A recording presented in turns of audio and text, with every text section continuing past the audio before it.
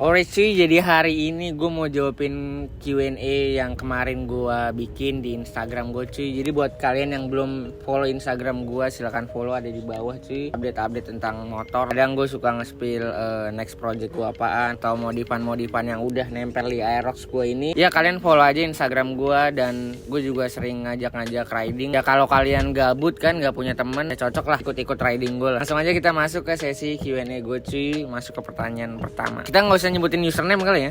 Pertanyaan pertama, next project apa mas? Untuk next project Aerox gua ya. Untuk next project sih menurut gua mau ganti master rem ya. Karena menurut gua di rigid ya kurang enak, master rem standar atau handle standar itu kurang enak dipegang. Dan untuk dari segi mesin atau dari segi looksnya gua nggak mau terlalu ekstrim kayak kalian nyaranin bang downsize dong, atau bang ceperin, atau pakai velg ya pakai lebih kecil atau ban lebih kecil lah. Karena menurut gua tie look itu udah terlalu banyak cuy di Jepangan, dan biar content creator lain aja lah, atau ya biar yang lain aja lah, modif tie look atau downsize gitu, kita tetap aja dengan ban besar lah, upsize gini. Dan untuk dari segi mesin gue nggak akan bore up ya, nggak tahu ke depannya karena ini kan motor harian juga ya. Jadi buat kalian yang nungguin next project apa selain Aerox, tungguin aja lah. Pokoknya ini cluenya buat harian lah. Untuk nanti racing ada lah ntar motor ya pokoknya subscribe aja dulu lah, jangan lupa subscribe biar gue nambah motor lah. Jadi itu mungkin next project gue ke depannya. Gue udah ganti velg, gue udah ganti knalpot, udah copot stripping juga. Ini menurut gue looks standar ngabers kayak gini. Bahkan temen gue kalau lagi nongkrong Aeroxnya persis cuy, sama beda plat nomor doang. Oke, langsung ke pertanyaan kedua. Kelebihan dan kekurangan lo make Aerox apa bang? Kelebihannya dulu kali ya. Untuk kelebihan nih, akselerasinya lumayan gaspol ya ketimbang Vespa standar kalau di compare sama motor gue yang lama. Terus kelebihannya juga reading positionnya enak, dari segi lu ngebut atau dari segi lu nyantai, pokoknya joknya tuh enak banget, jok standar ya, dan empuk juga. Untuk dari segi suara kalau compare sama Vespa klepnya 3 dan ini kan klepnya 4. Jadi ketika kalian ganti knalpot gitu, suaranya ya ini Jepangan banget lah suaranya ya. Kalian sering denger lah knalpot brong Aerox ya. Dan dari segi fitur juga ini oke banget.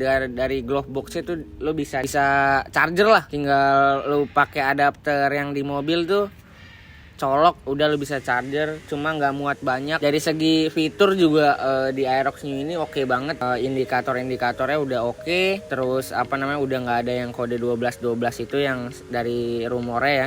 Karena kan Aerox tuh banyak banget isu-isunya di Aerox lama tuh. Aerox teman gue nih yang belakang kamera, dia isu-isu itu banyak banget kode 12. Cuma di Aerox gue ini belum kena lah.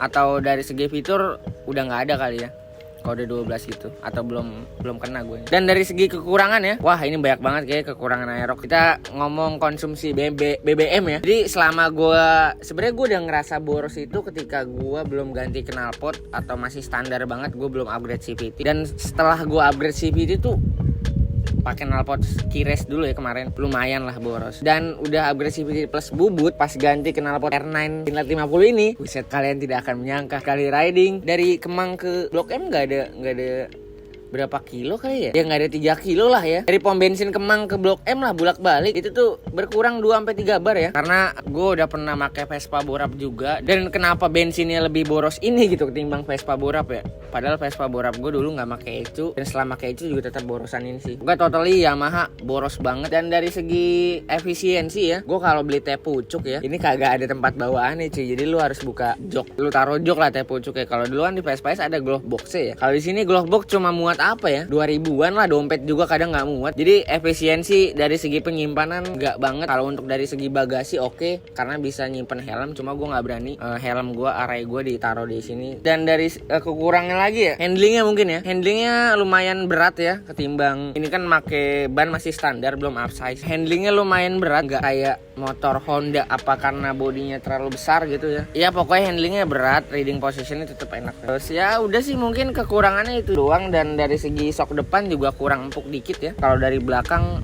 udah lumayan oke standarannya, cuma gue belum pernah nyobain yang kayak boncengan banget gitu lah. Intinya kekurangannya itu konsumsi BBM boros parah, sama nggak efisiensi kalau lo bawa barang atau lo bawa minuman lah. Mungkin itu aja ya kekurangan dan kelebihan Aerox ya. Kita masuk ke pertanyaan ketiga ya. Pertanyaan gabut ya. soal ke gue personal ya. Spill duit jajan lu bang, sehari bang. Kalau duit jajan ya lebih ke gue nggak dapat duit jajan ya. Gue kalau nggak keluar ya nggak jajan gitu karena sistemnya ya pokoknya kalian lihat aja di YouTube dah. Pokoknya nggak usah nih. Pokoknya duit jajan gue sehari itu 0 pokoknya. Karena kadang seret kadang lancar bray. Nggak usah nanyain umur gue 19 tahun. Itu pertanyaan gabut ya. Kita masuk ke pertanyaan keempat. First impression saat pindah dari Italia ke Jepangan. Nah ini lumayan ya, lumayan banyak ditanyain di Instagram gue. Hampir followers gue 50% nanyain ini. Kenapa lu ganti Aerox? Kenapa lu main Jepangan? Kenapa lu nggak beli lagi Vespa ya kan? Kalau untuk first impression ya, dari Italia ke Jepangan, spare partnya oke banget. Ini banyak banget spare part Jepangan ini dan mudah banget kalian dapetin. Dari segi servis juga nggak macem-macem, pakai oli yang biasa juga udah oke. Dan dari segi efisiensi, kalau gue ke bengkel-bengkel, kalau ke bengkel Vespa kan gue punya Vespa, ke bengkel biasa tuh kadang bengkel nggak bisa bongkar cuy karena alatnya beda lah atau mekaniknya nggak berani. Kalau dari segi Aerox ini ke bengkel manapun bisa cuy, itu efisiensi lu pakai Jepangan ya. Kalau dari segi paling ini sih cuy, dari segi pride sih, yang menurut gue is very different gitu.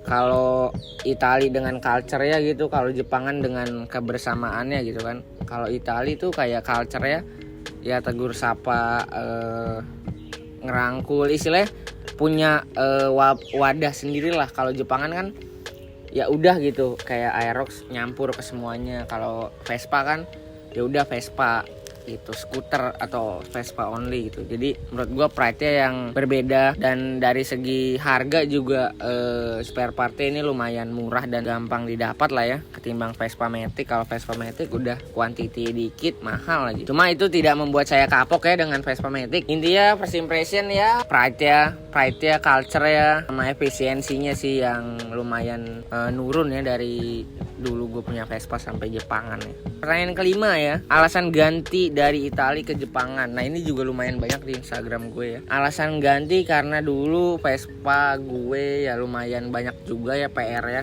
Kayak gue harus repaint lagi, gue harus beli ecu. Karena kemarin Vespa gue borap tuh, gue harus beli ecu, gue harus dyno lagi, gue harus nyeting lagi. Gue udah lumayan capek sama dunia presingan. Vespa itu ya lumayan lah. Vespa gue kan udah dimodif juga ya, walaupun modifnya nggak kelihatan tuh habis belasan juga cuy. Cuma ya karena gue udah nggak kuat ya main Vespa dan banyak PR-nya juga, gue memutuskan untuk jual. Nah ini ntar ada clue juga untuk kedepannya nanti ya, kalian nonton aja lah, subscribe aja cuy. Dari segi efisiensi dan budget sih yang kenapa gue pindah dari Italia ke Jepangan deh, mungkin itu aja yang bisa gue jawab. Mentok di konten ya. Iya mentok di konten sih. Pertanyaan keberapa nih gue nggak tahu. Pertanyaan ke-6 kayak niat nambah Vespa atau jual Aerox bang? Sayang sebenarnya Aeroxnya udah cakep. Menurut gue ya, kalau niat nambah Vespa dengan jual Aerox itu nggak efisien sama sekali. Kenapa gue harus ngambil Aerox dan gue ganti Vespa gitu? Kemungkinan besar gue akan nambah ya. Kalau untuk dari segi looks ya mungkin di mata orang nih udah oke kali ya. Maksudnya looksnya udah oke, tapi di mata gue nih banyak banget yang bisa gue ganti dan gue ya taste gue lah di sini. Cuma menurut gue nggak mau terlalu banyak ya di Aerox ini. Biar content creator lain aja yang hedon, gue nggak usah. Susu Aerox nih gue nggak tahu nih Aerox nih. Sumpah gue kalau lewat Jepangan yang lagi nongkrong nih, ya udah gue lewat aja gitu. Gue nggak tahu tuh siapa gitu. Maksudnya kadang gue pengen nanya, bang lu ganti alis di mana gitu. Cuma gue kadang takut so akrab. Yaudahlah gue introvert lah. Itu mungkin menjawab pertanyaan. Nah kita masuk pertanyaan terakhir kali ya, karena nih kalau yang di luar motor nggak gue bacain ya, karena ini kontennya buat YouTube bukan buat Instagram gue kan. Bengkel bongkar mesin langganan ente apa? Ini udah ente kadang-kadang nih ya. Ini udah bahasa udah ente nih, kalau bukan orang Jakarta bohong sih. Bengkel bongkar mesin tuh gue pernah dibongkar mesinnya tuh lain di SAD sama di A2. Gue nggak pernah di bengkel lain lagi cuy. Jadi kalau dulu banget ya gue punya Vespa S, gue bongkar kayak gearbox, mesin itu tuh di SAD, CVT. Kalau gue bore up tuh gue di A2, full banget gue di A2. Itu juga ya A2 istilah yang punya mekanik gue sendiri cuy. Jadi lumayan terjangkau dan aman banget sih. Maksudnya kalau gue di A2 jadi gue bisa ninggal sambil ngerokok gitu. Kadang kan kalau kalian punya Vespa nih, ngeliatin dulu kan, takutnya mekaniknya kasar gitu kan. Kalau gue dengan Mas Will gitu di A2 ya udah gue enjoy aja, karena mereka udah tahu nih, nggak dipaksain atau kalau nggak bisa ngomong.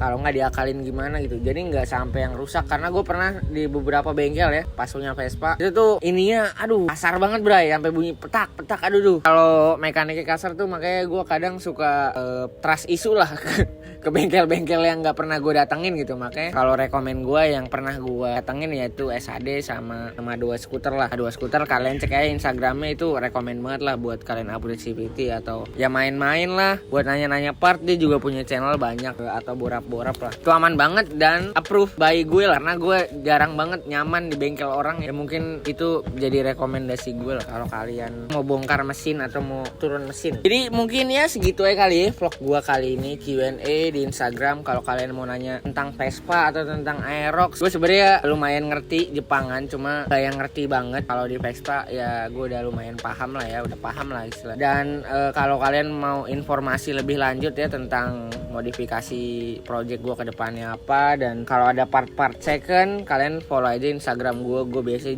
jual nggak jelas lah. Misalnya gue beli 1-2, gue jual 800, itu baru 2 hari make lah. Pokoknya gitu-gitulah. Buat kalian yang pengen dapat barang Steelil ya follow aja Instagram gue, dan jangan lupa subscribe biar next project Vespa lagi kali. Nggak tahu, makanya subscribe dulu nih. Oke, mungkin segitu aja vlog gue kali ini. Thank you banget buat lo yang udah nonton dan udah dengerin sampai detik ini. See you in the next vlog. Ciao.